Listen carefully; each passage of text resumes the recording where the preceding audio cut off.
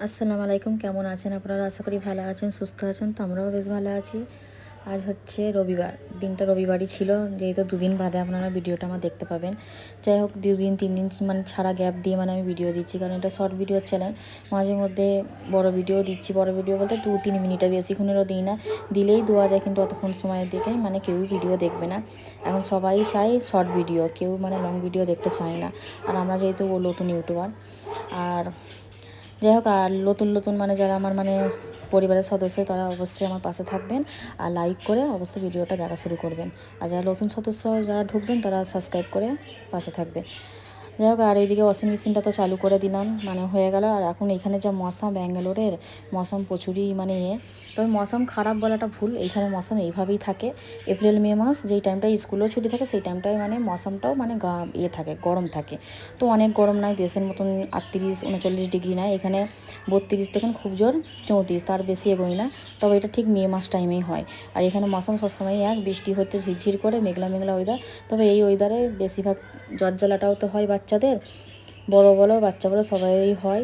আর এইখানে জন্যেই প্রত্যেকটা মানে মানুষের টাইফয়েড আর ডেঙ্গু, এই দুটো জিনিস বেশি ধরা বাঁধা তো হয়। যাই হোক, আর এখানে তোর বাবা হঠাৎ করেই বলে যে রান্নাবান্না করতে হবে না মাসায়, চলো খেতে যাব। তো গেলাম, যেখানে আমরা বেশিরভাগ যাই, যাওয়া হয় অনেক জায়গাতে, কিন্তু এইখানটাতে আমরা বেশি যাই।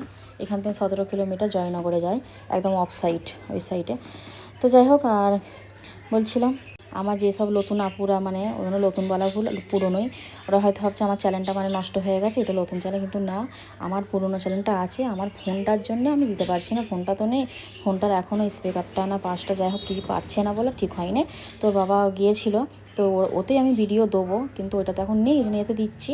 আর আমি তো 2-3টে আপুর চ্যানেলে আমার নাম জানতাম, তাদের চ্যানেলে ঢুকে সব আপুকে আমি পেয়ে গেছি।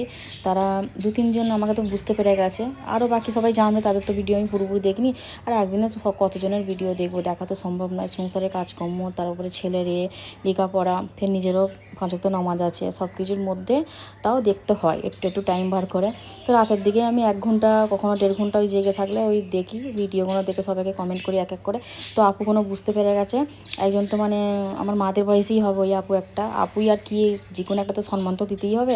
তো যাই হোক, ওরা বুঝতে পেরে গেছে যে আমি ওই আমার যে জাহাঙ্গীর মোল্লা চ্যানেলটা ছিল, আমাকে তো কমেন্ট করেছে। তো যাই হোক, বুঝতে পেরেছে, এটাই আমার ভালো লাগলো। আর এইভাবে আমার পাশে থাকবে। এটা আমার নতুন চ্যানেল, জানি প্রত্যেকটা জিনিসেই মানে কিছু পেতে গেলে কিছু হারাতে হয়, তো কষ্ট করতে হবে, তারপরে সফলতা পাওয়া যাবে। খালি চ্যানেলে ভিডিও ছেড়ে দিলে তো আর হবে না, নিজেকেও প্রত্যেকটা মানুষের ভিডিও দেখতে হবে, তাদেরকে কমেন্ট করতে হবে, তাদের ভিডিও দেখতে হবে, নতুন সদস্যকে সাবস্ক্রাইব করতে, তারাও আমার পাশে থাকবে। এইভাবেই এগিয়ে যায় সবাই। তো যাই হোক, এইভাবে এগিয়ে যাব, আর সবাই পাশেই থাকবেন আমার। আর লাইকটা করতে ভুলবেন না, ভিডিওটা দেখছেন আর লাইক দিতে কি সমস্যা? অনেকেই তো বলে যে অনেক আপুরাই বলে যে লাইক দিতে কি পয়সা লাগে, কিন্তু কিন্তু না, একদমই না, পয়সা লাগে না, খালি একটু টিপে দিলেই হবে। যাই হোক, আপনারা ভালো থাকবেন, সুস্থ থাকবেন, দেখা হচ্ছে পরে একটা ব্লগে।